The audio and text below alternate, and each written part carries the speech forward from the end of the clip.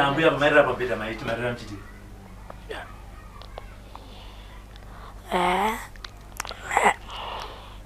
Papa manje maneti.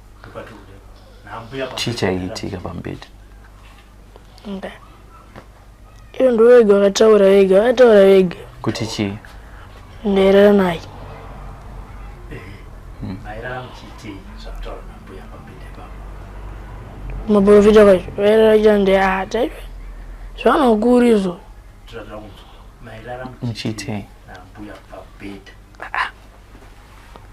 Ita zwana guru. Sei. Zwana. Rupisa na hembe. Moita si. Ita. Every day. Yeah. Every day.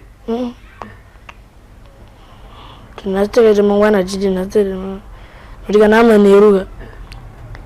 Kainga kanika 16 so.